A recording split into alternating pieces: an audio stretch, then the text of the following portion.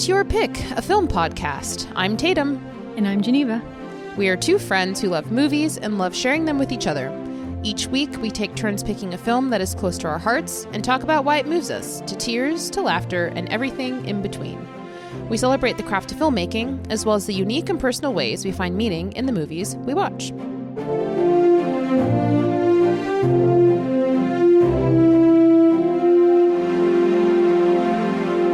Hi, Geneva. Hi, Tatum. I'm very excited for this episode today. Me too. We're trying something a little different today. Yeah, this is kind of an idea that Geneva and I had when we first started the podcast of like, it would be cool at some point to record episodes for movies that are coming out right now. And so we figured now would be a good time to do that because it is award season and the Oscars are incoming. The beloved, but also very much hated. We have a complex relationship with the Oscars. Very complex. But we're still going to engage with it because why not? I hope this movie receives nominations. And if not, we can be the ones to say we talked about it and we did our best to put it in the consciousness. Right. So before we dive into the 2023 adaptation of The Color Purple, why don't we just say real quick things that we've been watching recently? Yeah, sure thing. So we are recording this during Christmas week. So I'm looking through my recent watches and almost all of them are Christmas movies. So in terms of rewatches, I rewatched Christmas in Connecticut from 1945, which is a perennial favorite of mine. If anyone has not seen it, it's a really charming romantic comedy starring Barbara Stanwyck about this woman who's she's basically like a Martha Stewart type. She writes this homemaker's sort of column in a magazine about how she cooks and she lives on a farm with her husband and her baby. But it turns out that actually she's Barbara Stanwyck, a single woman who lives in an apartment in New York and has no idea how to cook or take care of a baby or do any of these things. And her publisher kind of strong arms her into hosting this soldier who's he had a really tough time during the war.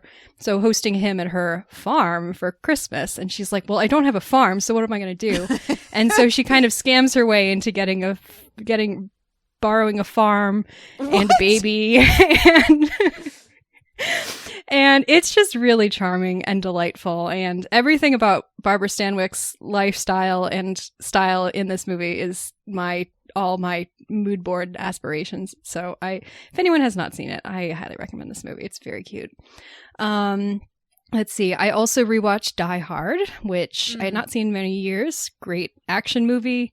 I won't comment on is it a Christmas movie, but it definitely takes place during Christmas. That's very explicit. So, let's see. In terms of new watches, I watched Holiday Inn, which is the sort of movie that White Christmas is sort of a quasi remake of, even though the plots are actually very different.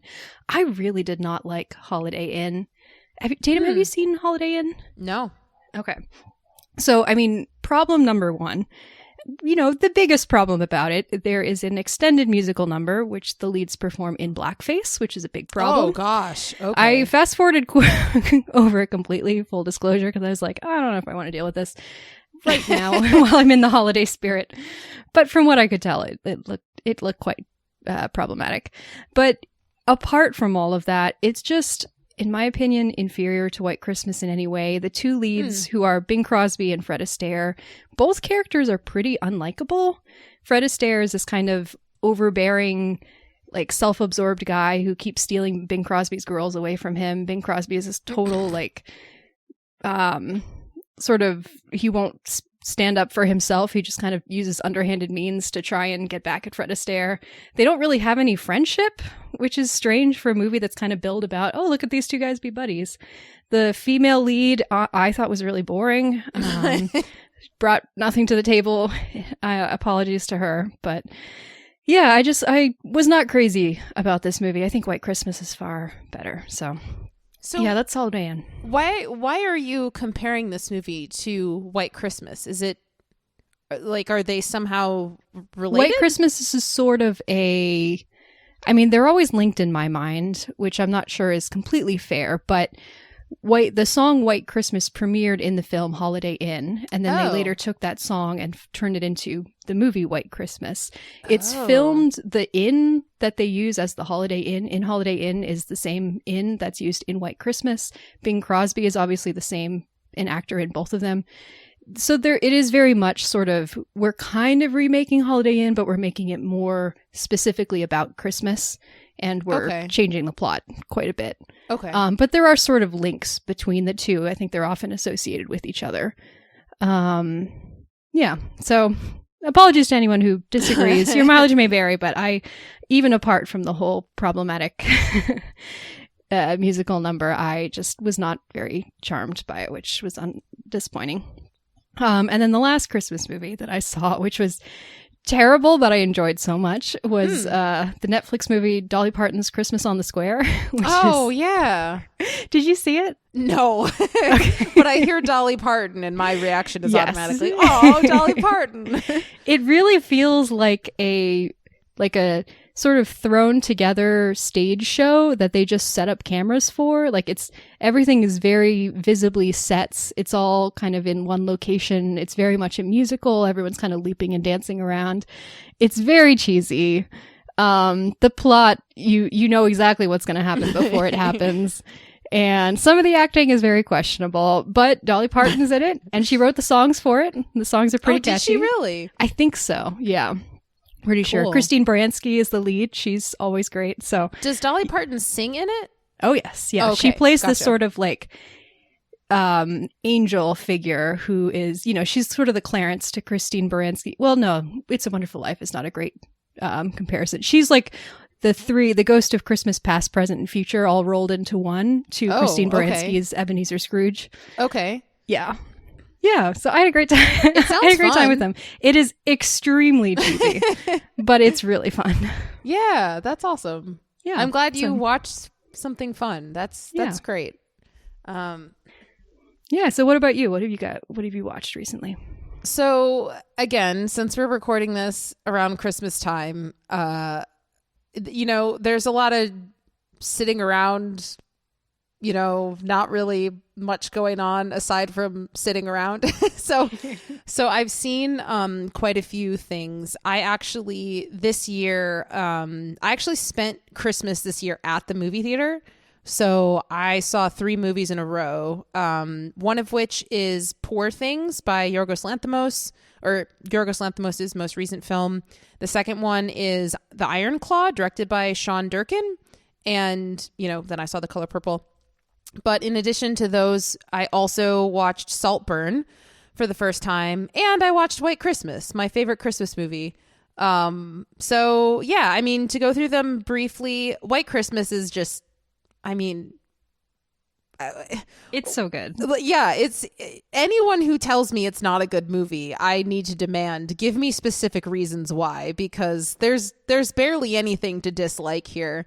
So yeah, I watched White Christmas. I watched it with my mom. It was just a nice time to sit with my mom and watch it, because I remember her showing it to us for the first time when we were little, and it's just a fun time. There's a lot of great humor in it, and as I get older, I appreciate it more and more, because when I was younger, I was just like, oh, Christmas and fun dances, and now that I'm older, I'm able to appreciate the acting performances, the humor, the heartfelt storyline of the general and how they really want to support him, because he's this guy who, he used to have a lot of purpose in his life. And now that he's no longer in the military, he's kind of lost and not appreciated by society. So yeah, there's just a lot of layers to this movie that make it very, very good. So yeah, I rewatched White Christmas. There are not enough words to express my love for Poor Things, directed by Yorgos Lanthimos. He's made several movies, and I feel like with each movie that he makes, they get a little bit more accessible to people. All of his movies are very weird. They're just very weird, but I feel like Poor Things is just another step in the direction of being super wacky, but also having a really great theme that it's trying to communicate, and it communicates it in an extremely unique, creative way. Would you say, just to clarify, would you say Poor Things is more accessible than The Favorite? I don't know. Probably not, but I also haven't seen The Favorite since it came out, and that was years ago, so I can't speak specifically to that at this moment, but I feel like maybe not. It's either... But I'm assuming more so than The Lobster or The Sacred Deer. Yes. If it is less accessible than The Favorite, it's not less by that much. Okay. Gotcha. But yeah, Poor Things is absolutely phenomenal. It has some of the best costumes I've seen in the 21st century. I mean, the costumes are absolutely incredible. So well designed and so creative and so unique. I've never seen costumes like this before. Don't even get me started on Emma Stone's performance. Like, if you are an Emma Stone fan, I mean, you're going to be absolutely blown away. Mark Ruffalo is also having such a fun time here. He is so incredibly hilarious in this movie. I've never seen him play a role like this, and he pulls it off so well. Willem Dafoe, as always, fantastic. Rami Youssef, he's one of my favorites. He stars in and directs one of my favorite TV shows I've ever seen, and I also got to meet him working on The Bear. He's a really great guy, so I'm happy that he got such a big role in a movie like this.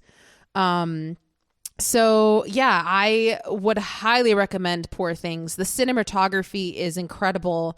And I feel like up until this movie, I was pretty confident that Barbie was going to win Best Production Design.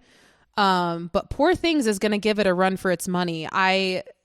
They're very different styles of production design, but either of them could take it. And I literally thought that nothing could compete with it this year, but Poor Things, man, highly recommend this movie. It's quite long, but it's very, very good. And this is the first Yorgos Lanthimos movie actually that I've seen where I finished it and I was like, I immediately want to watch this again. Because a lot of his movies, I finished them and I think that was interesting. Maybe I'll go back to it. Whereas this one, I just was like, I could watch this again right now. I loved it so much.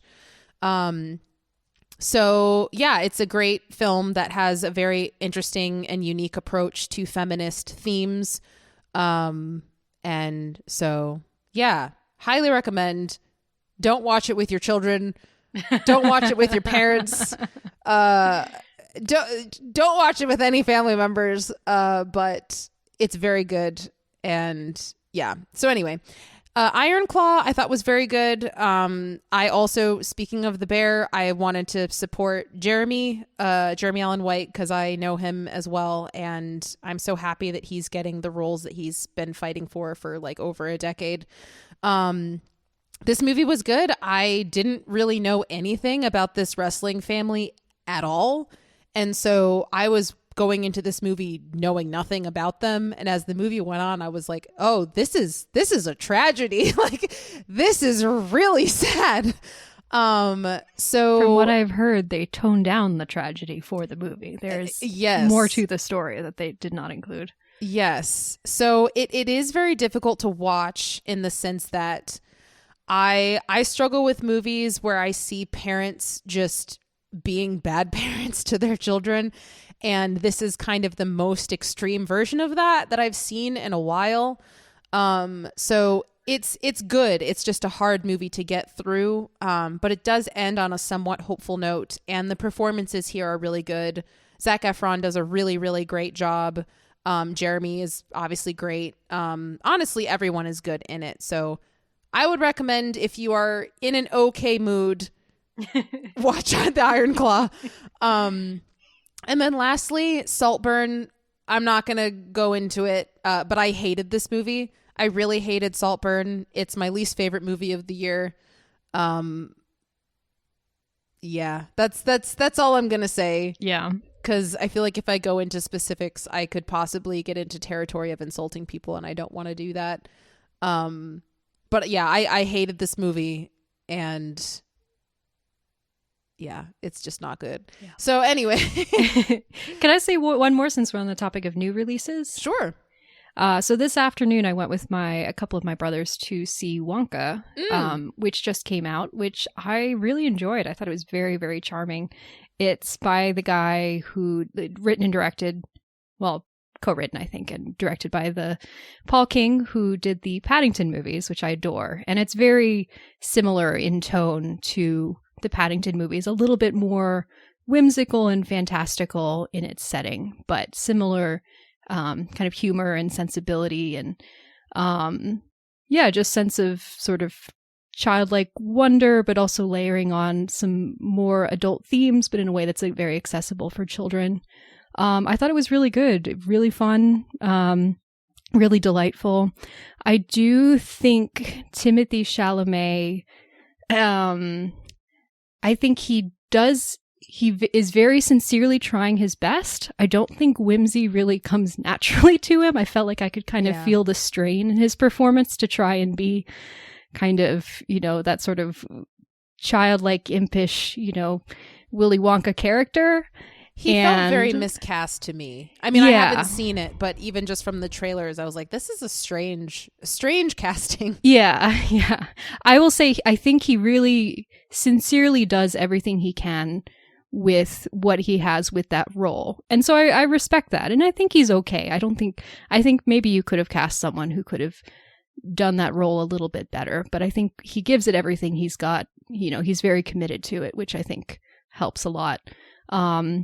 There's a lot of secondary characters who I think really do shine and fit much more naturally into their roles. They do a great job. One of my favorite actresses, Olivia Colman, is in it, giving a great performance as a kind of villainous character. So yeah, I really enjoyed Wonka. It's a great, it's a great movie for the whole family. As they say, like, kids can watch it, but it won't be boring for adults, I don't think, as long as you're, in the mood for something a bit more fun and whimsical. You learn a lot about the ins and outs of chocolate cartels, which are really fun. So that was Wonka. Do you think I would like it? Have you seen the Paddington movies? I don't feel like you have not yet. You know my relationship with the Paddington movies? Oh, yes, of course I do. Sorry. Yeah. Trying to think with that specifically. I mean, I think you theoretically could, but I'm trying to think if there's any moments in it where, because you said that with the Paddington movies, what stressed you out was that sort of creation of chaos. Oh, it's so chaotic. I will say early in the movie, I don't know how you feel about this specifically, but early in the movie, the main character makes a choice that's sort of born out of naivete, and it traps him into this really unfair situation that he has to spend the rest of the movie digging himself out of. And I mean, it was fine for me. I don't know if that's the sort of thing that might stress you out, but okay. Yeah, there's a very Dickensian feel in certain ways too. I'll give it a chance. I just don't think I'll pay to see it in a theater. What's your relationship to the original 1970s Willy Wonka, or even the Johnny Depp, Tim Burton Willy Wonka? Like, or Charlie and the Chocolate Factory? Have you interacted with those at all, or are you fans of them? Yeah, the original I'm not really a huge fan of. I think it's fine. But for me, it feels more so like a horror movie. This is definitely not a horror movie. Yeah. You can't imagine this Willy Wonka doing the things that the Gene Wilder Willy Wonka does. The original one kind of freaks me out, not gonna lie. And it's not something where I like it enough to watch it on my own. I watched it growing up because it was just on TV a lot, but it would never be something that I would seek out to watch. The Tim Burton one, I don't know, because I watched it when I was a kid. And when I was a kid, I loved it. But I feel like if I were to watch it as an adult, I would potentially hate it. I don't know. I haven't seen it in probably 15 years. But I did like it when I was a kid. But I have no idea what my relationship would be with it now. Gotcha. So... Okay. Yeah, it could potentially be extremely offensive. I remember there being particular cultural aspects of it that maybe haven't aged well, but again, I just don't remember very well. Very possible. I blocked out as much of that movie as I could. I hated that movie so much. Yeah, I liked it as a kid. But yeah. Anyway, let's talk about The Color Purple. Let's do it. So just up front to say to everybody, this is just going to be a very casual conversation. This is just going to be Tatum and Geneva as friends talking about a movie that we just watched, because one of the reasons why we started this podcast is because Geneva and I, for years, this is just what we would do. We would watch a movie, particularly around award season. We see a lot of movies, and we would just call each other when we got out of a specific movie and talk about it. And so that's what we're doing today. We have basically no prep. And by that, I mean, we don't have any prep at all. Basically no prep, meaning no prep. Yeah. So this episode could be like 40 minutes, and I'm fine with that because we're just going to have a good time and we're going to talk about it. As far as I know, Geneva, you saw this yesterday, correct? Yes, that's correct. And and you saw it like 3 days? I saw it 3 days ago. Okay. So you might have a better recollection than I do. So feel free to carry me along where it's needed. But sure. Yeah. Well, we should probably start out by discussing our relationship with The Color Purple in any sort of form. Yeah. And I can go first because I basically have no relationship to The Color Purple. I've never read the novel. I've never seen the Steven Spielberg film. I've never seen the Broadway show on stage. My first time really interacting with this story is seeing this new 2023 movie. I mean, I had some basic sort of general knowledge about the plot, but yeah, I basically all of seeing the whole story on screen here was the first time that I'd really interacted with the story at all, and I'd never listened to the soundtrack or anything like that beforehand. So I was going in very, very fresh. But you said you do have some relationship to the at least the show, and do you have any relationship to the novel or the Steven Spielberg movie as well? Yeah, so I don't really have a huge relationship with it. It's pretty minimal, but that being said, I am aware of certain aspects of it. So I have not seen the Steven Spielberg film. But from what I hear, the Color Purple Broadway show is a lot more similar to the novel than the Steven Spielberg movie is. And this film, interesting. The 2023 film is an adaptation of the Broadway show, not a remake of the Steven Spielberg film. So which therefore means that supposedly this movie is closer to the novel than the Steven Spielberg film. But that being said, yeah, I've never read the book. I've never seen the Steven Spielberg version. I also have not seen the show on stage. I would love to, but I am pretty familiar with the soundtrack. I've listened to it quite a bit, particularly after Cynthia Erivo's magnificent performance at the Tonys, whenever that was. I can't remember what year it was. But yeah, after I saw that, I was like, okay, I know I've listened to this soundtrack before, but it's time to revisit this. And it's one of my favorite Broadway musical soundtracks. It's just very, very good. And I would recommend, if you haven't listened to it, especially after watching this movie, go back and listen to the soundtrack from the Broadway show, because there's some songs there that are not included in this movie. And the Broadway show, it's just a very different style of singing because it's theater singing as opposed to whatever type of singing you would call this movie. I mean, they're both incredible, but it's just different styles of the same songs. Yeah, like this, I mean, several of the cast members are pop stars, so I would imagine there's kind of a more pop-ish feeling to some of the singing as opposed to the Broadway soundtrack. Except for Danielle Brooks, who was in the Broadway musical. Oh, that's right. Wasn't Fantasia Barrino also in the Broadway musical at some point? I'm going to look it up right now because I'm curious. But keep going. Fantasia, love her.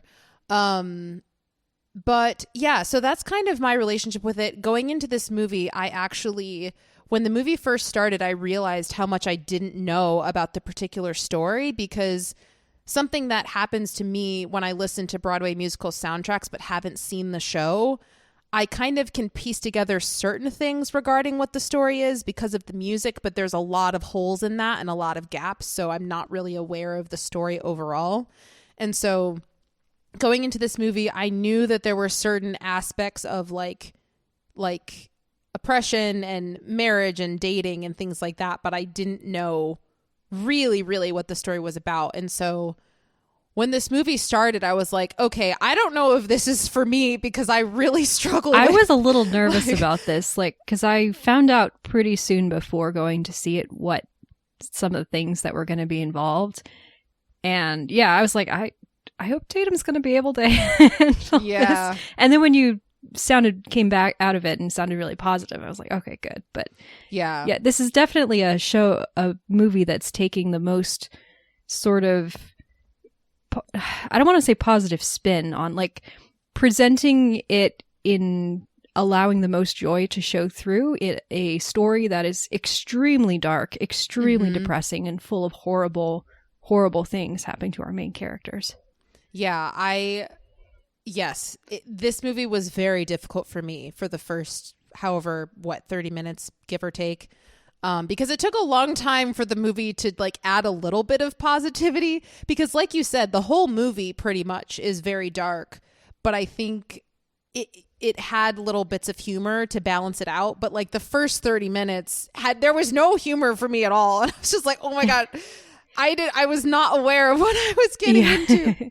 Well, I really like that it starts out and the first song is that really joyful number of all the women in the town, I think, as they're going toward church to worship, and they're singing, and you know, it's a very gospel style. So yeah, which is like it starts off on this really beautiful positive note of all these people like coming together and celebrating, and then it's introducing you to these two characters who are able to find joy, so much joy in the love that they have for each other, these two sisters, and you slowly finding out what is happening to them, and you're like, oh my gosh, this is like the worst thing. But it's I think this movie does a good job to me of sort of balancing, you know, life is hard and horrible and good things happen to bad people, but there are still ways to... Wait, you mean bad things happen to good people? Yeah, sorry. Did I reverse that? Yeah, sorry. Bad things happen to good people, but there are still ways to find joy in the living experience of life and in the relationships and the love that you can have for other people.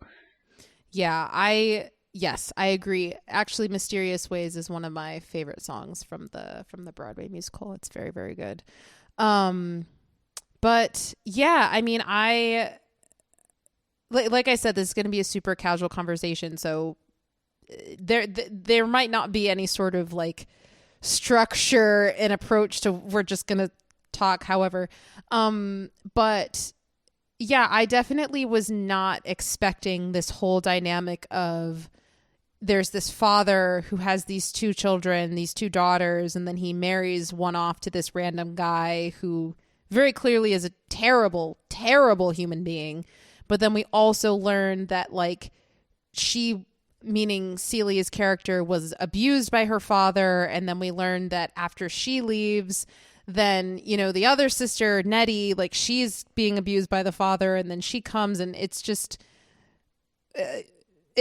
it's just really like a lot to begin with. And, yeah, it's just horrifying and being established from the beginning of she gets to this house and he's like, clean up and do all these things. And I feel like you just see her throughout the rest of the movie. There's just, I feel like I felt her feeling of walking on eggshells. Like I felt it. I was like, oh my God, don't take a step in the wrong direction, or don't wash this thing the wrong way. Like I just felt this huge sense of, if she does one thing that, it might not even necessarily be wrong, but if she does one thing that he sees as wrong, I mean, she's going to be hurt in lots of different ways.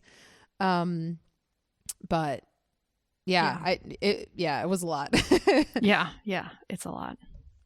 But that being said, I remember one of the main things that I wanted to talk to you about when I came out of this movie was, again, I was familiar with the soundtrack, so I knew that the music was very gospel heavy, and there are a lot of things about, you know, God being involved and things like this. But I found it to be very interesting, this story's approach to God and how, because you have Taraji P. Henson's character Shug kind of coming in and being like, God is nature and God is this. And I believe that if God loves me for singing the blues, then one day my father can love me for singing the blues. But her father's a priest, and he, there's just so many themes here of what is God's place in this reality of people. And, has God abandoned me because of these ways that I'm being treated? Or do I hold on to the hope that God's provides in the midst of this? I don't know. I just found it to be really interesting how I felt like the concept of God was so involved in this story throughout, but in lots of different ways. So I don't know if you connected with that at all, but that was a huge takeaway I had from this movie. Yeah, I, again, not knowing anything about the story going in, was surprised and really intrigued by the way that spirituality and faith play into it, because like you say, it is such a huge theme. We have the sort of the faith of Celie is kind of this running theme throughout the film, because she has this faith that's imparted to her in large part by her sister Nettie at the beginning of the film. And she kind of connects Nettie's love and concern and care for her with that of God. And as Nettie is taken away from her and the years pass with no word, and her life continues to be difficult, and she's abused and neglected and treated horribly by her husband, and sees no way out of her situation, she really struggles to hang on to any sort of faith or any sort of conception of, is there a God, or if there is a God, does he actually love me? And so the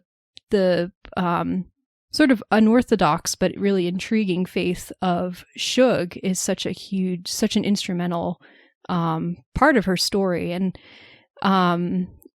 Shug's, like, her philosophy, I remember the line that stuck out to me because it's the title of the novel / show / movie, and I'm assuming this is more or less taken from the novel, but I can't say for sure.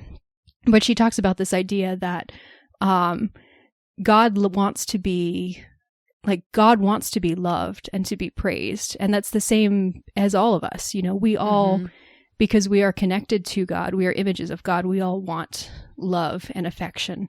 And she talks about how if one of us walks by something as glorious as the color purple, that's like a tragedy in God's eyes, which I thought is really intriguing and a really beautiful way to phrase it, even though, I'm not like fully on the same page with Shug about some of the things that she says. I really thought that was a gorgeous way of thinking about the world, about how we need to kind of be active and intentional about looking for the beauty in the world around us and in each other. And the act of loving someone else is a way of seeing God in them, and a way of just like appreciating the divine or worshiping the divine more generally. Yeah, I found it interesting that in this movie, I mean, I just came out of this and I was like, I love women. And I particularly... That was also a big takeaway that I had. Yeah, like women, I just love them. And I also feel like Black women in particular are some of the strongest people on the planet. And I found it interesting that the concept of God seems to be very pertinent for the female characters, but we don't really see the men talking about God very much, other than Shug's dad, who's a priest. But I don't know. I just found that to be very fascinating, that the women seem to be more connected with this thing than the men are. Yeah. And I don't know if that's because the women are in situations where they have no other choice but to hope, or if it's something where it's like God is existent for everybody, but the men just like choose not to engage with it because they have the privilege that they don't have to. They're kind of their own gods sort of thing.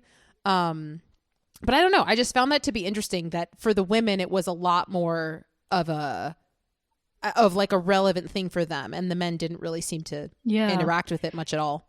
Do you happen to remember, because toward the end of the story, Mr. Her husband, Albert, he has this whole redemption arc, and I can't remember whether it's made explicit that religion plays any role in that, or if he attributes it in any part to God, or if it's more like I just can't remember exactly the way he talks about it or the way others talk about it, whether that's any connection is made there. Well, I can't remember what prompted because he sort of him. has that moment where he's like curled up on the ground and he's kind of like crying out like, I'm going to do better. But I don't remember if that's phrased as some sort of a prayer or... When is that moment when he does that? I can't remember what leads him to that point where he actually starts to change. It's like, so Seeley has left. It's been a couple years. His farm is doing really badly. They had to burn the fields. He's kind of going out and getting drunk every night. And then he's stumbling home one night and it's storming and he falls into the mud. And it's just like the things that Seeley had said to him a couple years before about how badly he treated her have finally penetrated. And he's finally like in a place where he's ready to, you know, accept that he's a bad person and that he needs to do better, basically. It almost reminds me a little bit of, you know, Ramses in the Bible with Moses, how in order for Ramses to like, you know, change his perspective on the Jewish people and let them go, he had to experience all of these plagues first before. And I'm not saying that I'm just talking about the themes of stories in the Bible. I'm not saying whether or not I believe it or don't believe it or whatever. I'm just saying this is something that exists in the Bible. And, you know, God sends him all these plagues. And then finally he gets to a point where he breaks and is like, okay, I'm going to let these people go free. And I don't remember who it is in this movie that curses him, but someone literally like curses him. Is it Seeley who does that? Oh, because I think that the whole burning of his crops and or the beetles, which leads them to having to burn the crops, is a result of the curse. But I don't remember who gives the curse. It's either Seeley or Shug, but I don't remember which one it is. Yeah, I don't remember. But I don't think I fully realized at the time that was a curse. Yeah, that was my interpretation because, oh no, it's Seeley, because she says to him, everything that you touch or everything that matters to you will crumble. Or something like that. Yes. And then shortly after she leaves, that's what happens. But yeah, so you said Mr. earlier, which made me think of, that was one of the most impactful parts of the movie for me, when Shug pointed out to Seeley, oh, his name's not Mr. His name is it's something like Albert, else entirely. I think. Yeah. And Seeley's been married to him for like 9 years at this point. Yeah. And she thinks his name is Mr. You know, and that's just crazy to me. Yeah. But that one line says so much, you know, just that one little interaction. I mean, they sort of talk about it a little more. Like Sugar's like, yeah, these, you know, men like him, it's like they don't have respect in other parts of the world. And so they have this like deep emotional need to go out and demand it at home and basically set themselves up as little mini gods in their own domestic sphere, using whatever power they can assert. And so like this, imparting this title on himself and making her call him that is his way of exerting this kind of control that he needs. And we see in the film that that part of this is this sort of generational cycle of abuse and toxic masculinity. You know, it's imparted from his own father. And then throughout the film, there's this struggle of, is he going to impart this on Harpo? Harpo seems to have a more kind heart, but is also very swayed by wanting to have his father's respect and wanting to have a home like his father has, where he's like, you know, what it means to be a man is for your woman to mind you, and I can't get my woman to mind me, so that means I'm not a man, you know? There's that whole, it's like this really toxic culture of, this is what a man looks like, this is how a woman should defer to a man, and if you have if you are not modeling that exact same thing, then you don't have the respect that you think you're supposed to have in this society. And I feel like that's further represented through that moment when we discover, or when Seeley tells Harpo to beat his wife.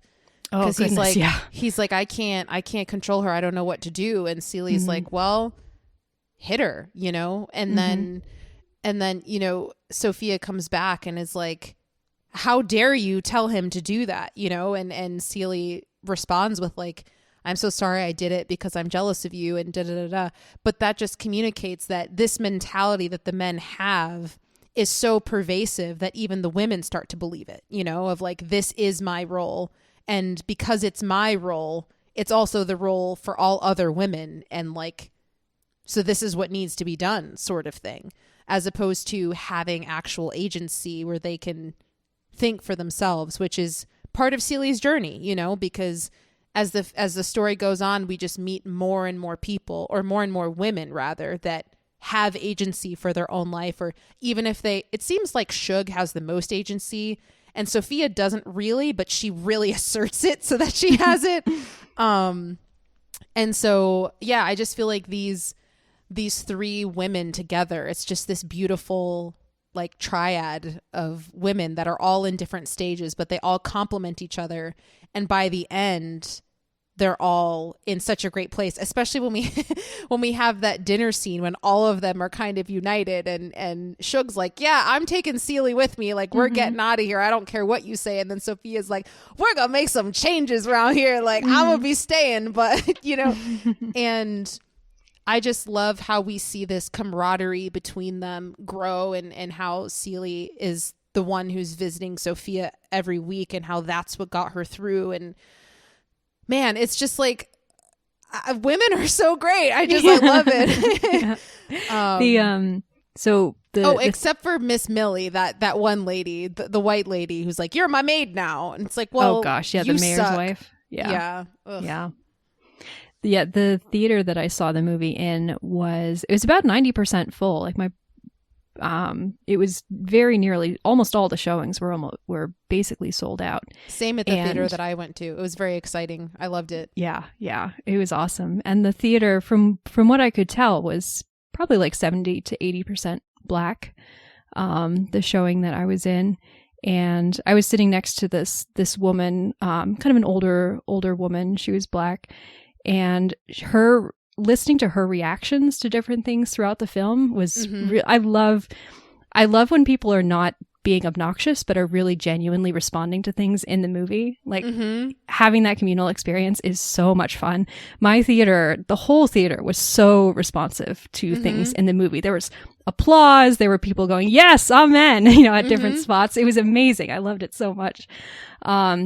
But I remember the first thing getting a really big reaction was Sophia's Hell No song. And it was just like applause, and like, it was amazing. It was amazing. But yeah, I was wondering actually, because you spoke about this a little bit already, but your perspective coming from, being mixed, coming from an African-American family, like, about this story and about the themes of kind of womanhood, male female roles, empowerment, figuring out how to navigate times of oppression and distress. Like, I don't know, can you speak more to that? Because I would love to hear more of like what you would think, what you thought about this film, kind of specifically from that angle. Yeah, I mean, I do not want to claim to be the representative for all Black people in this country, because I just would never claim to do that. But one thing I can say is that in my experience and in my family, I'm not going to say the women run the household, but like, the women are very strong and very powerful and very vocal. And I found that to be like, Sophia and Shug remind me a lot of like my aunts and things like that. So yeah, I mean, I found that to be resonant with like my experience in terms of like, Black women are just very strong people. And I think that everyone is where they are now because of where they come from. Like history influences who we are now. And so I watched this movie and I was like, this probably has trickled down and affects, not probably, like almost certainly has trickled down through the years and affects the way that, you know, African American women function now in the home, as well as African American men. But yeah, I mean, that's kind of like the main thing that I can say is that yeah, Black women are just very strong, and but they're also so fun, you know, like they're really fun people, and it's so cool to see the ways that they just find joy and laughter in life in the midst of situations that can be very difficult. But yeah, it's a different culture, but I also, I mean, long live movie theaters. I'm a huge, like, I will evangelize movie theaters all day long. I'm like, Amen. Go to the theater, like, go to a theater, because the more you go, the more other people will go. And when you go see a movie where there's other people there, there's nothing like it. And I went to a rather large theater and I was like, dang, I've never seen this many Black people in the theater. Like, it was so cool. Because so many times I go to the theater and I'm sitting there and it's all white people. And I'm like, I'm not anti-white people, but also, like, you know, it'd be nice to have someone else here. And, yeah, my experience was pretty similar, especially the Hell No song. But there was a lot of like, come on, you know, like, Yeah. you know, and it was fun to kind of engage in that with that community. And anyway, yeah, it was a great time. I had a very fun time. I mean, this movie is really hard to watch in a lot of ways. But at the same time, because of the crowd that I saw it with, it was a fun time in a weird way. But yeah, I do want to talk about this was, other than the God thing, this was the main thing I wanted to talk to you about when I left the theater. I want to talk to you about the performances in this movie. Oh gosh, yes. Because there's so many performances that are so strong. And so yeah, I just wanted to hear your perspective on, like, who were your favorites and why, and what were your favorite moments, you know, for their performances and things like that. So start wherever you want and end wherever you want, but I'm just curious. Yeah, great question. Well, obviously, Fantasia Barrino, and I don't know the name off the top of my head of the girl who plays the younger version of Celie, but Fantasia Barrino, by the way, just to close this loop, she did play Celie on Broadway back in 2000, like the late 2000s, and I think she was in the touring production as well. So she didn't originate the role, but I think she took over for it sometime during the run. I wonder when it switched to Cynthia Erivo then. Well, I think there was a revival, wasn't there, just recently? Like, yeah, maybe the show had ended and then it was revived. Yeah, I'm just mixing up the years, but I think you're right. Okay. Anyway, yeah, so I thought both of them were, of course, you know, just excellent as Celie. One of the performers that I keep seeing being singled out, who I actually did not know ahead of time was not playing Celie. But once I discovered afterwards who she played, I was like, oh yes, of course, is Danielle Brooks, who plays Sophia. She is incredible. She is so magnetic and she's a charismatic firecracker and fun to watch. Yeah, like my brother had seen part of the Steven Spielberg movie, and he was not crazy about I think it's actually Oprah who plays that role in the movie. He just thought that the way it was kind of played didn't really work for drawing you into that character. But Danielle Brooks is incredible as Sophia. She is, yeah, you're just so fully on her side, and she sparks everything, you know. She's what she means to Celie is so important, the way that she represents this alternative way of being and this alternative mode of navigating relationships. And so later in the film, you know, halfway, 2/3 of the way through, when she has that horrific traumatic encounter and she's brutally beaten and she's thrown into prison, and it breaks her for a bit. It's so devastating. She's in prison for years. She's in prison for I think they say 6 years total.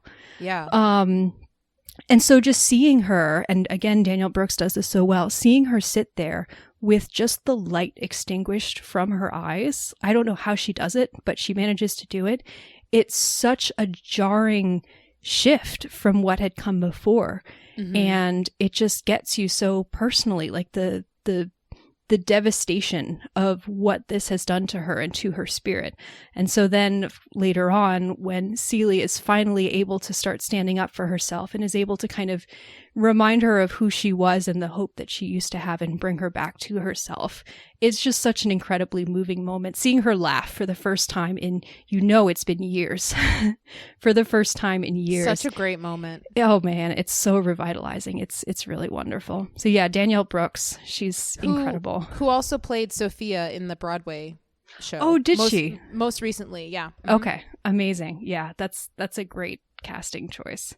I feel like with her, it feels like the character is a part of her. Mm-hmm. It obviously they're separate people, but it does feel like, just like this character is so near and dear to her heart that she gives her everything that she's got. Mm-hmm. There's just a sense of real love and care for the character there. Yeah. And also shout out to Colman Domingo, who plays Albert, Mr. however we want to call him. He's having quite a year. He's having quite a year, yeah, because it's this and Rushton. Is he in something else this year? Not quite sure. Those are the two that I know of. Yeah, those are definitely the two that he's getting kind of awards buzz for.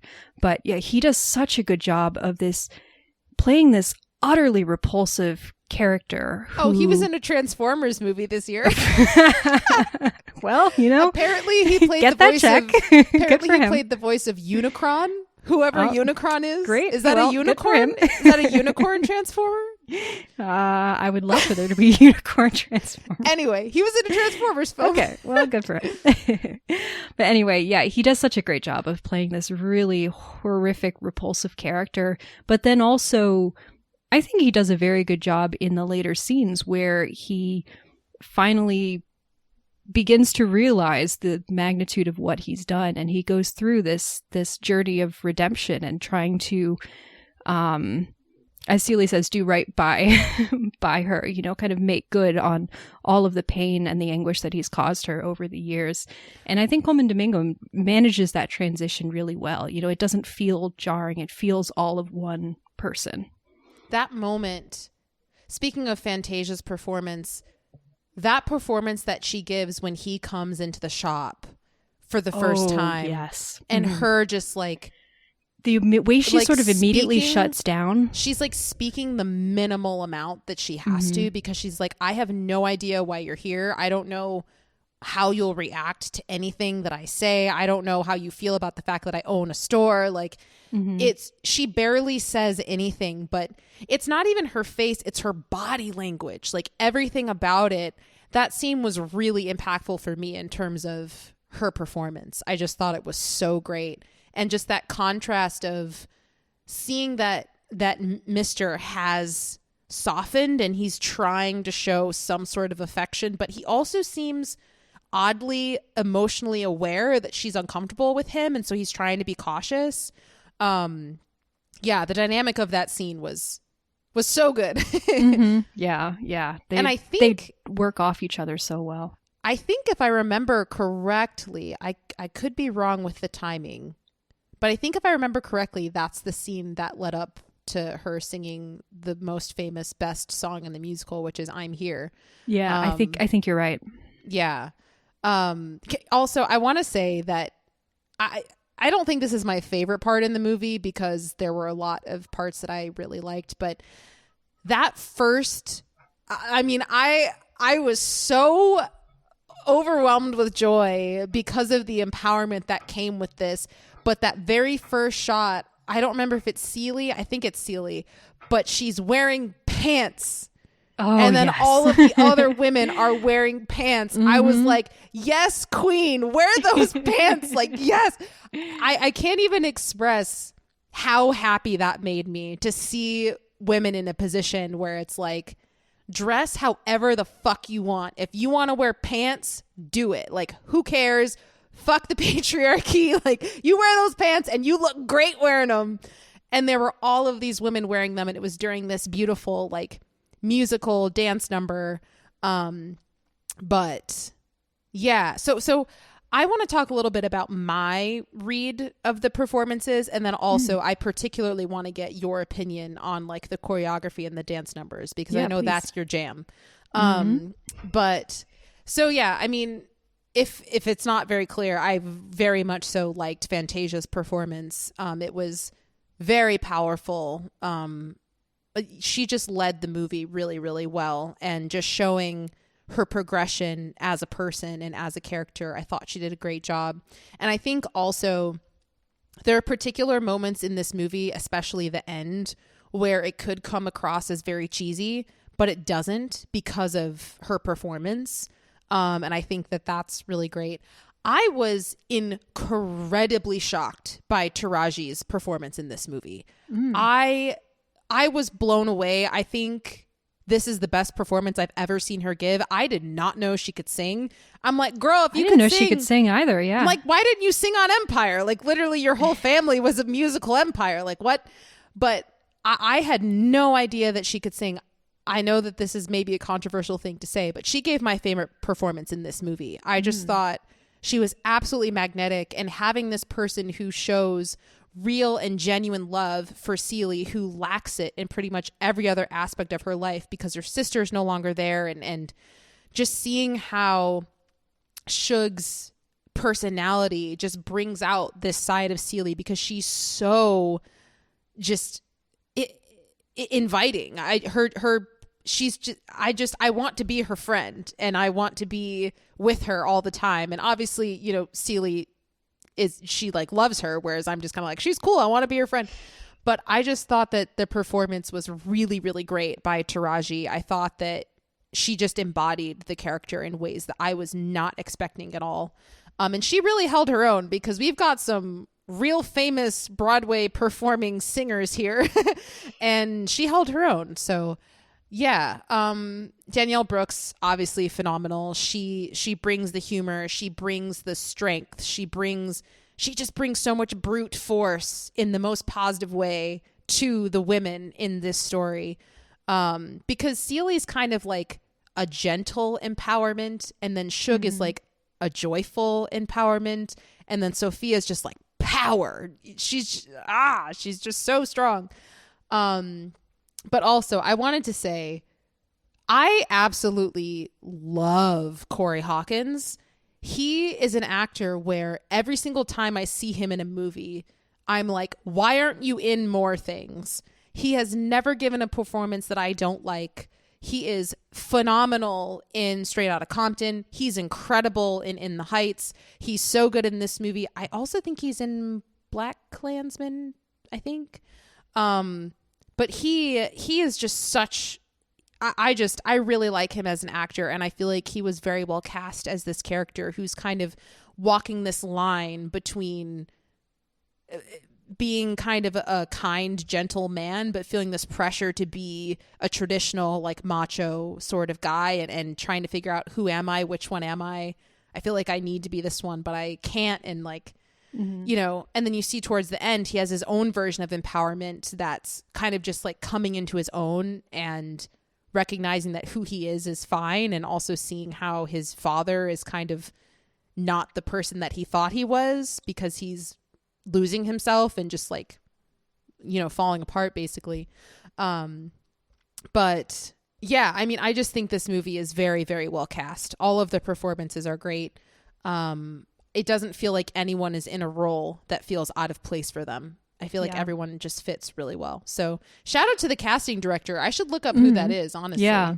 One other shout out too, because she, you know, she has a relatively small portion of the film in which to make an impact, but the impact she makes, I think, is so big, is Halle Bailey as the young Nettie, because she is just so, she glows every time she's on screen. There's just something about her that just radiates warmth and love, and it's so crucial to understanding the relationship between her and Celie, and how they are each other's world, and they are each other's source of protection and learning and understanding how, you know, what it means to love and to care for another person, what it means to feel safe and wanted. and accepted. And so when she is sent away, that loss is devastating. And you feel that lack. It creates this vacuum in the film. And so every time you see Celie as an adult longing for her sister, we as an audience are also longing for her to come back. And I think it's Sierra who plays the older version of Nettie. And she does a wonderful job of filling that vacuum as she's coming back in at the end of the film and kind of being, yes, this is who that character evolved into. She's still got that glow. She's still got that warmth. She's a little bit older, a little bit wiser. She's had more experience, but she is, the same person and is so ready to come back into Celie's life and provide this thing that she's been wanting all these years. That also reminds me of the aspect of the story that I don't know specifically how this works and why he was doing this, but the fact that Mr. took Celie's children and just like... No, it wasn't Mr. So they're who they think is their father. They later learn that it's actually their stepfather. Right. Because he's the one who, raped Celie and was the father of her children. After the children are born, he took them both away, and he wouldn't tell them what he did with them. He just said that he gave them to God. And through happy accident, Nettie ends up in a position where she can actually be with the children and care for them because she's working for this missionary family who adopted them. It was Alfonso was the name of their stepfather. Right. Yes. Right. But that just reminded me of... I don't know, that the ending was just so powerful because her seeing her sister was obviously huge, but then being introduced to her whole family of like, here are your children, here are your grandchildren. Yeah. It's just like, overwhelming. And it just was a very powerful moment that it's definitely a happy ending that might not happen in real life, but I wanted it so badly for her. And I kept having this thought toward the end, after Suge comes and takes Celie away, that in a way this movie is kind of a twisted Cinderella story, of this character who's been abused and mistreated and isolated and forced to work for years. But then finally having this opportunity for all of the goodness that she has in her and all of the ways that she's tried to enrich the lives of the people around her to be rewarded in this, just incredibly gorgeous and fulfilling way that, is probably not how life works out most times, but it's definitely how we want life to work out. And it's definitely reflects something of, our human need and desire to see justice to be done and to see the people who are good to be rewarded and those who are bad to be punished. The ending worked really, really well for me. To go on a very brief tangent, I'm someone who, in movies in particular, I really like for movies to have kind of realistic endings. That's just a general statement. It's not true across the board, but I'm not necessarily always into endings where it's like, okay, happy ending, cool. I'm like, well, that's not realistic. But for some reason in musical theater, I'm like, give me all the happy endings. Like, I want a happy ending every single time. And I don't know what it is, but musical theater, there's a pass. I'm like, every single time it deserves a happy ending, and I have no qualms with it whatsoever. And I feel like this was just another representation of that for me. But can I say one thing about, and this is not really I don't want to say criticism. It's more a thing that I felt like I struggled with in the film. It's relatively small, but I think part of it might be just the struggles of, this is a novel, a dense novel that's juggling a lot of different storylines, and we're adapting it to a musical where we have to take a lot of things out. But I'm wondering if you felt the same. I felt like the relationship between Harpo and Squeak, Mary Agnes, and then also Sophia as well. But there are so many time jumps in this story. And each time there's a time jump, the relationship between the three of them has kind of changed. And I felt it was kind of hard to hold on to what exactly is going on with them at any given moment. And specifically, I really felt like the character of Squeak suffered from that, because she's kind of positioned toward the end as kind of one of the main four, but we don't learn too much about her or her story. She's kind of in love with Harpo, after Sophia has left him. So much so that she gets really jealous and starts a fight with Sophia. But then at the table scene, she's kind of standing up to him and being like, yeah, I want to leave too. But I felt like we didn't really get a sense of what is that relationship between them. Why does she want to leave him so stridently when the last thing that we saw between them was her being kind of head over heels for Harpo? Yeah, it's not that it doesn't make sense. It's just that I felt there's a lot missing there, that I couldn't really get a sense of who her character is, what her arc is, what it is that she needs in order to be empowered. So I was wondering if you felt the same, or if you have any more thoughts on that character, that dynamic. Yeah, I can't necessarily speak to that because I don't understand it either. Okay. Because there was a particular moment when we're first introduced to Squeak that my thought was, oh, okay, so Harpo and Sophia are divorced now, and they've both found new people. Cool. Awesome. But then I was like, wait, so are him and Sophia still married, but they're just seeing other people on the side? And Squeak is kind of like, who, when Sophia comes into the jazz club or bar or whatever you call it, very clearly Squeak feels kind of threatened that she's there and that they're dancing together. And I'm like, okay, so like what is happening? And then we have the jump forwards and we know that, and then like they have kids. And so it's like, did Squeak step in and help raise the kids? Like, I don't know. I was very confused by it as well. I also felt like the ending with Squeak standing up at the table and being like, I'm going to go too. I'm like, okay, I don't really care because I don't know who you are. like it doesn't really impact me much because like you haven't been established well enough that I really care about what happens to you. I also don't really understand who you are. But yeah, that was something that I also struggled with, but forgot that I struggled with it until you brought it up just now. So yeah. I mean, when we were talking about the movie afterwards, my brother kind of pointed out, and again, I think this is largely a product of a dense novel being adapted into a musical, and a lot of things needing to be taken out or simplified. But it is a bit disjointed. There's some drastic time jumps, and the movie kind of expects you to catch up very quickly with where the characters are, but sometimes where the characters are is very, very different from where it was before. And so you have to kind of very quickly mentally fill in some gaps or just kind of accept these changes without the movie explaining them to you. So it can get a little jarring at places. I didn't find it too distracting from the overall experience, but I felt like the Harpo Squeak dynamic was kind of the one where I felt most the damage done by whatever parts of their storyline were taken out. Yeah, like it was definitely a loose end, I think, that got a little bit lost and confuzzled throughout the process.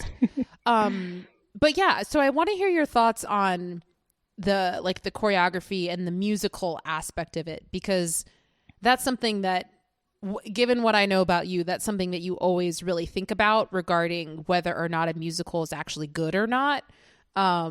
You just focus on those things, whereas I don't really. I'm like, oh, cool, they danced and they were all in time and synchronized. Love it. But I just remember you really, really loving Steven Spielberg's West Side Story because you were like, oh my gosh, the choreography and the way that it's shot with the camera movements and blah, blah, blah. And I was like, cool, the dance sounds good to me. So do you have any particular opinions on it in this movie? Yeah, I mean, I don't really have too many specific thoughts on it because I don't think this movie is really doing something especially sort of unique and never been done before in musical theater. But I don't say that in any way as a criticism, because I think I really love the way that this movie is directed. I think the choreography is very good. And I think the way the choreography is filmed is very, very good. It's very visible. The cuts are in time with the music when they need to be made, but you can also see what's going on. I think the way that it's staged, with often you'll have a character who's singing and walking through a bunch of sort of background dancers performing some sort of choreography, is very, you can see the influence of the stage, but I think it's the transference that's done to put it on film works very well in terms of the framing and the scope of it.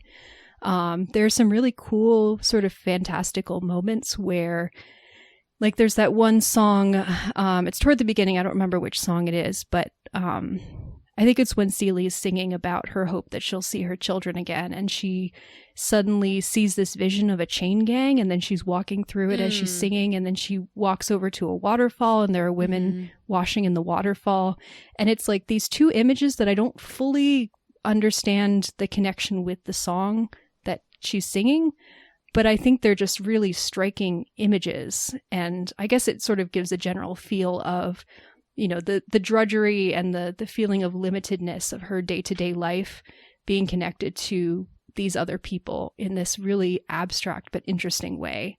And I thought the choreography for all of those was really well done. The Shug's song at the juke, the first time that she performs, I kept thinking, love that moment when I think it's Celie who's like, yeah, she wants to make an entrance. Yeah, and then you see the rowboat coming she's like in, arriving and she's on a boat. Yep. That costume her whole is so entrance, great, by the way. Yeah, that whole entrance is amazing. Her costume's amazing. The guy's like snapping in the background is so perfect. And then the song itself that she sings, and how they're in this juke that has the, you know, the wood slats and the light poking through. It kept making me think of the Airplane song from All That Jazz, just in the way that the lighting is done. And actually, this was a thought that I had throughout the film. Is that the... Because there was one moment in this movie where, and maybe we're talking about the same thing, there's one moment in this movie where I was like, that looks like the sex dance from All That Jazz. That's exactly what I'm talking thinking about. I think so. Yeah, I was like, that. This is very reminiscent of that. I'm so glad we had the same thought. I thought that I had throughout this whole film, and not just during the musical numbers, actually during a lot of the dialogue scenes as well, is just, this movie's so well lit. I really love what they did with the lighting and the use of shadows. And I think, I mean, it's so well staged in the way that shadows, especially of the men, are used, you know, to kind of show Celie, like the shadows looming over her or kind of penning her in certain ways, like using lighting to enhance the feeling of the characters. It's very, you can tell that a lot of thought was put into it. And I think it's really, really effective. Yeah. Yes. I like that you mentioned the lighting, because it was very good in this movie. So for me, there's really only one final thing that I want to touch on, which is I really liked this addition of, you know, we are descendant of kings and queens from Africa, and just this sense of this role that we have here does not like lessen us as a people, because actually this is who we are and who we come from. And I just feel like that is a very powerful message. And the fact that in addition to that, we have, you know, Celie's sister, who we learn once she actually gets hold of the letters, you know, she's moved to Africa, and she kind of chronicles her experience of, oh my gosh, look at these amazing people that I've met here. Like, there's kings and queens. And then she starts talking about how people have come in and started destroying where they live, and they're having to hide. Of British colonialism. And we have to like find shelter, and we don't know if we can stay here, and we think we have to come back in order to keep our family and your children safe, and all these things. I just thought that was a very, I'm glad that is an aspect of the story that is included, because it's very minor. Like, it's not referenced very often, but the times that it is mentioned, it just kind of reminds you to keep thinking about it throughout the whole story, you know? And so it's always kind of in the back of your mind, or at least it was in the back of my mind. I liked that addition a lot. Yeah. You get the sense that Nettie is having an entire whole novel could be written about her own experiences, you know, since she's been separated from Celie the entire time.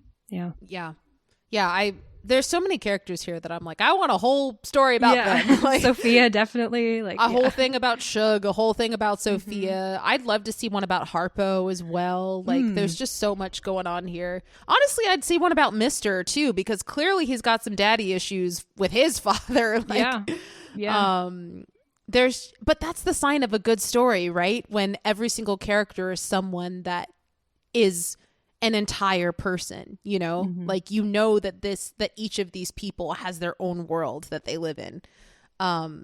It's just so well done and so powerful. And it makes me want to read the book, honestly. Like, yeah, I should read it. Yeah, me too. Also, by the way, just speaking of Mister's father, his father's played by Louis Gossett Jr. And he's had a long career. I've seen him in things. Like, there isn't like one specific thing that I could point to in the moment to think of like, oh, I know him from this. But he got a huge applause break from my audience the first time he showed up on Steam, which is amazing. Oh, that's cool. Like, much respect, because he's had a really, really long career. Oh, interesting. He's been working since like the 60s, I think. Well, that's interesting because I recognized his face, but I couldn't connect. Yeah. Oh, he was in Roots. That's probably what I know him from. Oh, is he? Okay, yeah. Tim said he was, or sorry, my brother said he was in the original. You can cut that out. Yeah. Cut that out. My brother said he was in the original Raisin in the Sun. Okay. Yeah. Yeah. That, I know that these are very different scenarios, but it made me think of, I was living in Spain at the time that Dune came out. And the second that Javier Bardem like took his hood down, everyone was like, oh my God, it was Javier Bardem, because he's Spanish. And apparently the Spanish people, at least in the theater that I was in, didn't know that he was in this movie. Oh, really? Yeah. It's like this American movie where everyone's speaking English, and then Javier Bardem shows up and everyone's like, loses their minds. That's amazing. It was so fun. I was just laughing. So I'm like, did you guys not know he was in this? Like, that's crazy. Hometown hero. Yeah, honestly, the Spanish people love their movie stars. Like, it's Antonio Banderas, Penelope Cruz. Yeah, I was gonna say, I wonder what a screening of Indiana Jones and the Dial of Destiny would have been like. Where you get surprise Antonio Banderas 2/3 of the way through. I mean, I literally lived in Malaga, which is where Antonio Banderas grew up, and everyone says, like, if you go with any Spaniard or whoever down this one street, they're like, "Yep, that's where Antonio Banderas lives." Like, every single time. Wait, still lives? Well, so he has a house there? He has multiple houses in Spain, I think. Okay. But he's from Malaga, and so he has a specific like home there that's in the very downtown area. So, and while I was there, he was doing, there's a very small theater in Malaga. And so he was doing a stage show for a few weeks. And so he was like living up there while performing his shows at night. And everyone's like, oh my God, Antonio Banderas is here. I'm like, yeah, cool. Like, awesome. But anyway, anything else about this movie that you want to talk about? I feel like I've touched on most of the things, unless you remind me of something that I forgot.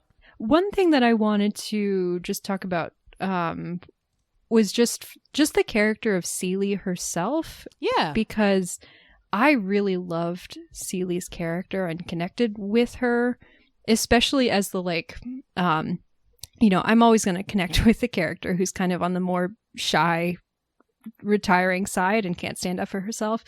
And it's not to draw any connection between me and Celie, because she's 1,000 times more kind and forgiving than I would be given her circumstances. But I really loved that she stays, I don't even want to say stays true, because it's not like she has much choice to change, but that the movie kind of gives a lot of respect for who she is and her personality. She is not Sophia. Sophia encourages her to stand up for herself. Shogun encourages her to stand up for herself. And she eventually does in the way that she can, which is awesome and empowering. But it's also like, she is not those characters. She's not going to do it in the same way that they can. And she does need a lot more encouragement and support to be able to do that than they would in that situation, I think. And so just centering the film around this character who has these qualities that are, they're quieter, they're less sort of flashy and exciting, but they're no less important.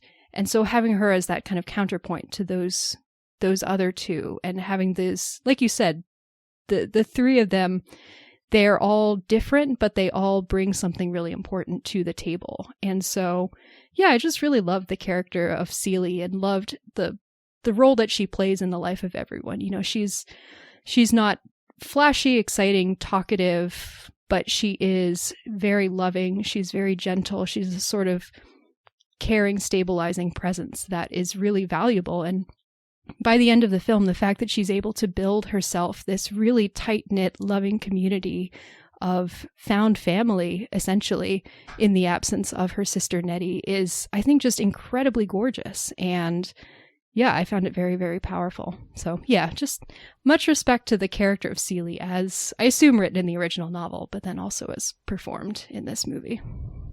Yeah, just to piggyback off of that, you made me think about just kind of how you were talking about these three different women and how, you know, they all kind of come to their empowerment in different ways. And I think that we see in that last scene that the moments when Celie is the strongest is when she has these people around her that she has allowed into her life, which is very difficult and vulnerable for her. Like, that's her own struggle to let people in, to trust people again, to love people again, to let people love her, you know?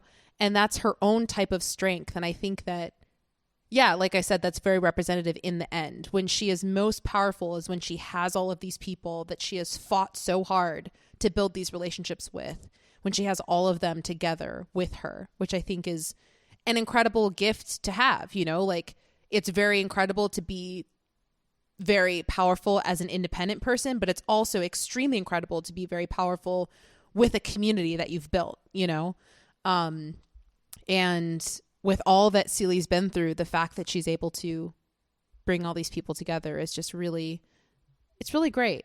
But yeah, I also wanted to say real quick, kind of a little bit of a switch in tone. I thought John Batiste was very random in this movie. I was like, I thought he looked familiar, but I couldn't place his face in the moment. Yeah, his acting was really bad. I mean, we needed him to like play the piano and stuff like that. It's not, his acting wasn't really bad, but it was just has like, he done much acting, or is he mainly a musician? Because I was like, I know his face, but I can't think what I know him from. Aside from being in music videos, he doesn't really have much acting experience from what I know, but he also just kind of disappears from the movie at a certain point. I'm just like, well, he's just like here to establish that Shug has gotten married, and then after that, it's like, all right, like he did his time. We don't need him. Mm-hmm. So that just felt strange to me because everyone else has such powerful performances. Then he just is kind of there to be like, hey. I'm gonna play the piano for 5 minutes and then he's gone. I'm like, okay. But yeah, do you have any thoughts on sorry, I'm just remembering things. Do you have any thoughts on Celie and Shug's relationship? Because from what I've heard, the book is pretty unsubtly referencing like them having a romantic relationship, but then in Steven Spielberg's adaptation, it's debatable whether or not it's platonic or romantic. And then in the Broadway show, I don't remember what the approach is, but in this movie, it's very clearly being like, yeah, these women are in love, and in this society, they probably would, or like if they were alive now, they would be together, you know? Yeah. It was a bit like, it's from the original novel, so you know, I don't fault them for keeping it in, certainly. And I think it's an important part, especially of Celie's character, as she's kind of being awakened to who she is apart from Mr. and kind of, establishing her own identity. I did find it a little bit distracting just because it's sort of, they have sort of the barest amount to establish that she and Shug do have a sexual relationship, but then they don't go into it any more than that. They don't really, it's kind of just one moment of them waking up in bed together, and then we never see them in any sort of romantic situation after that. It's just pure, as depicted, it's Tatum's making faces. Like, I felt like I'll it's let sort you of finish. Yeah. This is me being Kanye. It's okay. I'll let you finish. I'll let you finish. I felt it confused me in terms of Shug's character, because I'm like, okay, I understand who Celie's character is. I feel like I'm not really getting how that plays into Shug and her desires, who she is, what she wants, and the relationship that they have going forward. So I obviously it's an essential part of Celie's character, which is why they needed to keep it in. I feel like they should have either done a little bit more with it or made it more ambiguous. Like as the amount that they did with it, I felt like just raised more questions for me than it really revealed. But yeah. So like I came out and I had to like Google the novel and see, like, look up the plot and be like, was that in the novel? Oh yeah, it's very explicit. You know, it's very clearly a part of the novel. So they didn't want to take it out altogether. It's just as it was actually depicted in the movie, you know, going in for me with no prior context, it just kind of confused me a little bit at the moment. But yeah, what did you think of it? Of the way that they depicted it? Yeah, I liked it. I feel like it's interesting that you say that, you know, we see them lying in bed together, and then after that we don't really see much romantic interaction, because I feel like they are very romantic from beginning to end. They might not be physically romantic because they can't necessarily do that in very out in the open ways, but I feel like the ways that they communicate, the ways that they look at each other, they are extremely romantic. I feel like from the first time they interact up until the very last time they interact, it just feels like there is, I don't know, I felt a lot of chemistry between the two of them in a way that didn't need to be explicitly stated. It was just very obviously something that was there. At least for me, it felt very obviously like something that was there. And so I connected with it a lot, and I saw the reasoning behind it for both Celie and Shug. I feel like for Shug, I don't know. I can't necessarily explain it aside from the fact that I feel like they had a lot of chemistry. I feel like if you like somebody and you have chemistry with them, there doesn't necessarily have to be like, these are the reasons why I'm choosing to be with you or whatever. It's just like you like them and you feel a connection even if you can't put words to it. So yeah, that's fair. I think part of what threw me off, and I think this is part of the product of adapting a lengthy novel to a musical theater piece where you need to have these sort of time needs to be compressed, but also you need to have these lengthy time jumps, is that they have this night together. And the next day, Shug helps Celie to uncover the letters from her sister Nettie that Mr. has been hiding from her. But then almost immediately, Shug needs to leave. And as she leaves, she promises that she's going to return. But then there's a time jump of several years. And from what it seems like she's not returned since then. And so that's the thing that kind of threw me off of like how... I'm not doubting the genuineness of Shug's feelings, but kind of what is Shug's sort of feeling about where things stood between them when they left, if she hasn't come back in that time. I think that's part of what threw me off. I guess I'd have to watch the movie again because I don't remember if they established that she had never come back in between those two scenes that we see. Because when she leaves that first time, she does say like, I'll be back in a month. And yeah, I guess that's true. They don't make it explicit that she had never come back. That was the sense that I got, but I could have been wrong. Yeah, because my sense was like, yeah, we've jumped forward in time, but it's not like they haven't talked in 20 years, you know? Okay. Like, Celie isn't approaching her and being like, where have you been? Why haven't I heard from you? It's just like, oh, hey, good to see you. Like, you're around, you know? Okay. Because I feel like Celie, especially given her personality and her relationship with Shug, if she'd been gone for a long time, she would have gone up to her and nervously been like, hey, you know, why haven't I heard from you? Like, I thought that but that's not, they didn't have any sort of interaction like that. So I didn't get a sense that they hadn't been in contact for a long period of time. Okay. But that's just my takeaway. But yeah, no, that makes sense. I think there were a lot of dots that I personally connected because I felt the extreme chemistry between the two of them. It just really felt, I don't know, it just felt really, it just felt very real to me. So yeah. So I shipped them. I was like, I ship you. But yeah, I don't know, because just the way that Celie interacts with Shug is very obviously different from how she interacts with like Sophia, for example, or someone like that. Yeah. I mean, you have that scene where Shug is in the bathtub and Celie, as she's like looking at her, is kind of having this moment of awakening of like, oh, I'm starting to understand all of these things that I've never been able to feel before, things that the poets write that I've never understood before this moment, like it's so clear that, and even from the first moment when she sees Shug's photo, like she is so taken by that photo, and it's not because she sees her as the other woman. Like there's a clear attraction and desire certainly on Celie's end from the very first moment. Yeah. And also that connection with Celie of recognizing when you're not here, that means Mister's going to be a lot worse. It's which was such a hard moment. And so too, awful. like, and I think so important because that was one of the first things, as I was, being introduced to Shug's character and trying to figure out kind of who is this woman, what are the ways in which she acts. The fact that she's perfectly fine being in this house with, like sleeping with this man who is married when his wife is also in the house says something about her. But the fact that she does this not knowing who that Mr. beats Celie and like, not really understanding fully who Mr. is. And when she knows that, she is so fully on Celie's side.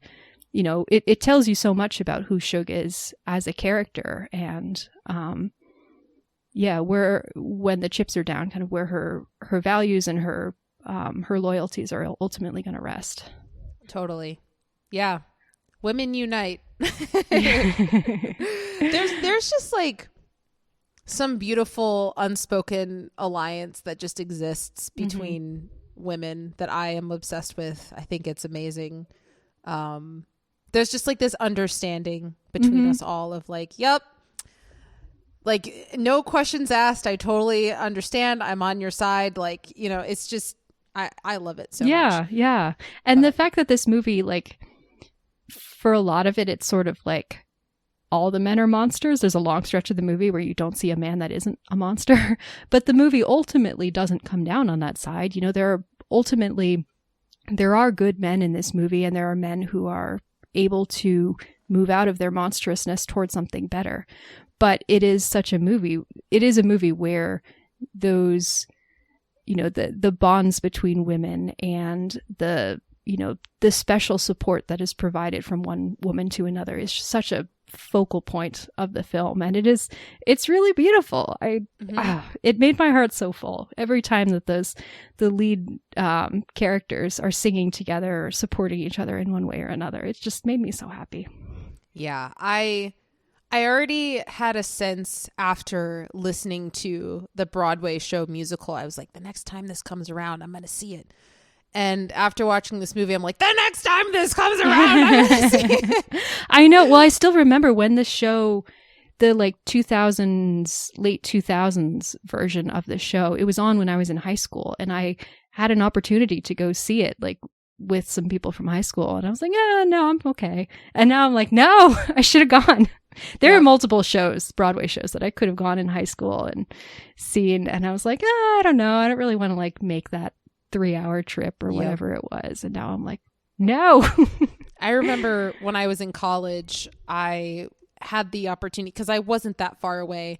I was like, I could go to New York City and see Dear Evan Hansen with like the original cast. Oh my gosh. But I didn't go because I was like, I don't want to spend the $150. I'm like, Tatum, you idiot. Like, I know. I could have seen In the Heights with Lin-Manuel Miranda and I didn't. Did I tell you this? Yeah. Oh my gosh. I know. Wow. I'm so mad at myself. Hot take. I think In the Heights is better than Hamilton, but it's my own personal opinion.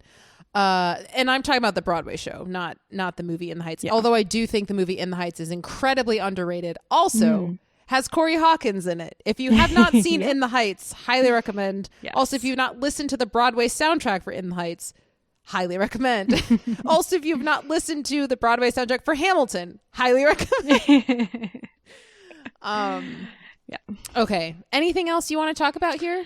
You feel good? No, my goodness, that we talked about so much. I mean, there's so much to this movie. There's definitely more things that I'm sure we're forgetting, but those are all go see kind of this movie. It should still be in theaters when this episode comes out. So please go see this movie if you haven't seen it already.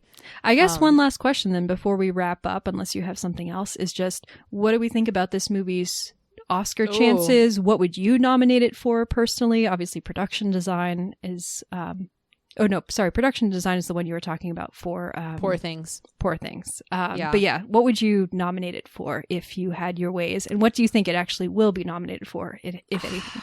I feel like I can't speak to this yet because I there's just other things I haven't seen yet, and I wanna have all the information first before I say anything. Mm-hmm. But there's a lot of potential here for lots of people and things to be nominated for lots of things. And I think given the movies that I have seen, I would not be upset if this movie got a lot of nominations because it deserves a lot of them. But yeah, I also don't know if we're going to do an episode where we talk more about this. So I don't want to like necessarily repeat things that I'll say in the future. But yeah, I will just say I do think this is going to be nominated for lots of things. And I think that it will deserve all of the things that it will be nominated for.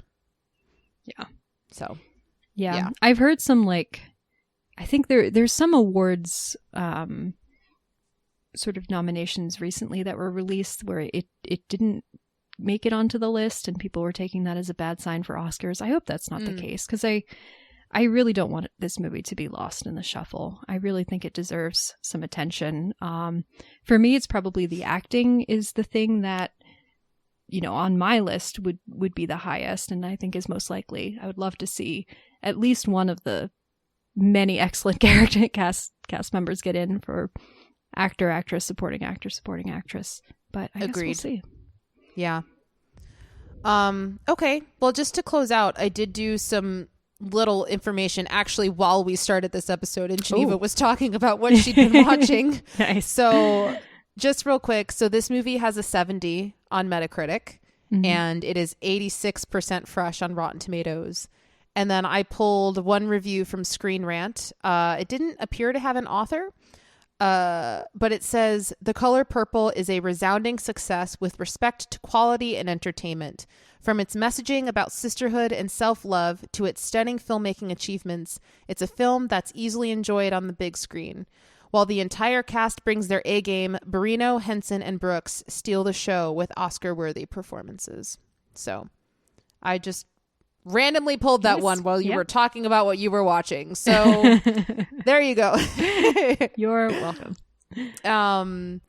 But yeah, so I guess that's going to close us out for this week. Geneva and I are still figuring out what we'll be talking about next week. Maybe we'll talk about another recent release, or maybe we'll go back to a specific choice from Geneva or I. But we do have a few movies lined up that we do want to talk about. Yeah, so hopefully soon. So that is TBD. But I personally would like to talk about another recent release if we can do that. But it just depends. Yeah, this has been really fun. Yeah. Okay, guys. Well, thanks for sticking around for this different type of episode. It was a lot of fun. And Godspeed to all of us as we head towards award season. I'm so excited. 2023 has been a great year for movies, in my opinion. It's been an amazing year for movies. It's been a really good year. Really excited. And there's my most highly anticipated movie still has yet to come out. And I'm like, I'm waiting. I saw like on my Letterboxd, I saw someone had watched it and for some reason I thought it was you. And then I realized it wasn't you. I was about to text you like, oh, you did the 40-mile drive that you were planning to do to go and see this movie? Because they only played it for like 2 days and it went away. And I was like, drat. So now I have to wait until January 5th, which is like a week from now. Too long. Too long. I've been starving to death. Because I haven't been able to see All of Us Strangers. You can't do that impression. It kills me every time. It's such a bad impression. I love how much it makes you crack up. It's so good. It's not bad. It's good. Thank you.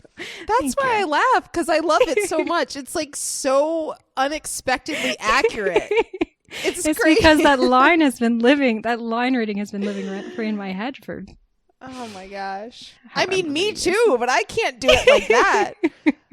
Okay. Anyway, let's go ahead and close out. All right. Thanks for listening, everybody. We will be back with some movie next week. So TBD. Yeah. Keep your eyes peeled. Yeah. And your ears open and go see this movie and listen to some Broadway soundtracks because it's a great way to spend your time.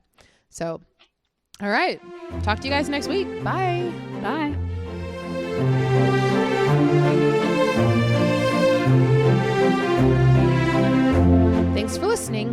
want to get in touch with us, you can email us at yourpickpod@gmail.com. Our theme song was composed by Joel Rushton, and our podcast graphic was designed by Kara Shin.